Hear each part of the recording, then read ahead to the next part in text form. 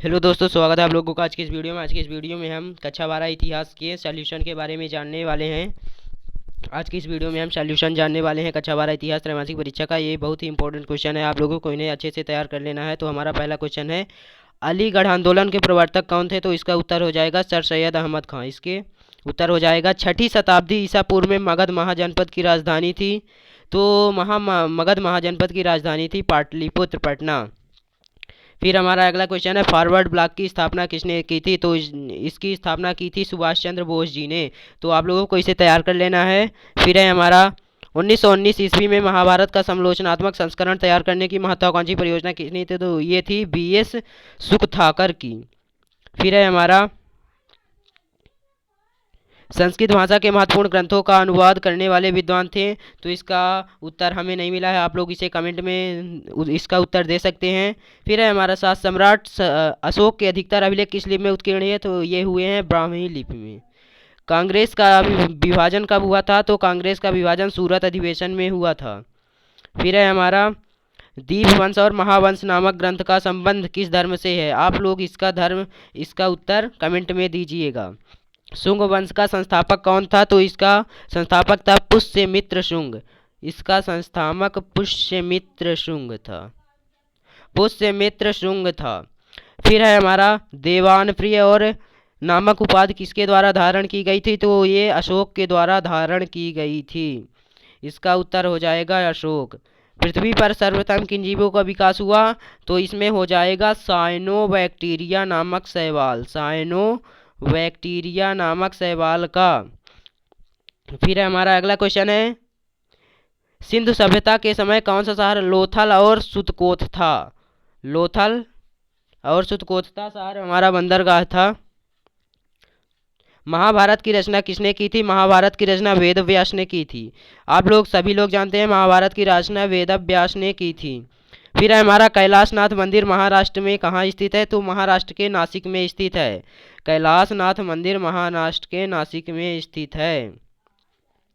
फिर है हमारा, पल्लवों की राजधानी जो थी वो कांची थी। पल्लवों की राजधानी कांची थी। फिर है हमारा, थोरी गाथा का संबंध किस धर्म से है? थोरी गाथा का संबंध किस धर्म से है? तो ये बुद्ध धर्म से है। साइमन कमीशन क्यों भारत आया था? तो इसका उत्तर हो जाएगा, आप लोग नोट कर लीजिए, संविधान सुधारने के लिए, संविधान सुधारों के अध्ययन के लिए साइमन कमीशन भारत आया था। फिर है हमारा अगला, जैन और बौद्ध धर्म का आविर्भाव कब हुआ? इसका आप लोग उत्तर कमेंट में दीजिएगा। फिर है हमारा, हड़प नीति लागू करने वाला गवर्नर कौन था? तो आप लोग इसका उत्तर लिख लीजिए, लॉर्ड डलहौजी था।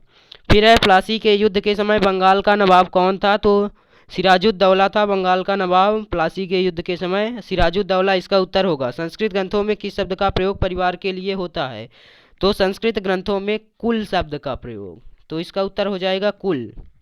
फिर है हमारा, चंद्रगुप्त मौर्य के पुत्र का नाम क्या था? चंद्रगुप्त मौर्य के पुत्र का नाम था बिंदुसार। फिर है हमारा, लोधी वंश का संस्थापक कौन था? लोधी वंश का संस्थापक बहलोल लोधी था। फिर आ जाता है हमारा सत्य। तो पल्लवों की राजधानी कांची थी, ये सत्य होगा। मौर्य साम्राज्य के पतन के बाद गुप्त वंश स्थापित हुआ, असत्य होगा। गुप्त काल के अधिकांश शासक वैष्णव धर्म के अनुयायी थे, ये बिल्कुल सत्य है। बिंदुसार के पिता का नाम अशोक था, ये असत्य है, ये असत्य है। हर्ष ने पुलकेशिन द्वितीय को परास्त किया था, ये सत्य है। फिर है हमारा, धम्म की शुरुआत समुद्रगुप्त ने की थी, ये बिल्कुल असत्य है, क्योंकि धम्म की शुरुआत अशोक ने की थी। महाभारत का प्रारंभिक नाम जय संहिता था, तो ये बिल्कुल सत्य है। तो इसमें हमारा पहला सत्य, दूसरा असत्य, फिर तीसरा सत्य है, चौथा असत्य है, पांचवा सत्य है, छठवां असत्य है, फिर हमारा सातवां सत्य है। आप लोगों को इन्हें अच्छे से तैयार कर लेना है।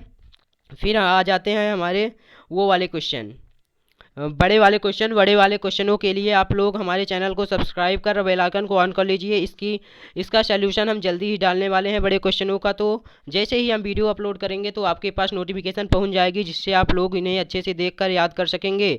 और अगर आप हमारे व्हाट्सएप ग्रुप में ज्वाइन होना चाहते हैं तो डिस्क्रिप्शन में लिंक दिया गया, आप वहाँ से ज्वाइन हो सकते हैं। तो वीडियो देखने के लिए धन्यवाद। अगली वीडियो में हम सल्यूशन लेके आते हैं बड़े क्वेश्चनों का, तो वीडियो देखने के लिए धन्यवाद।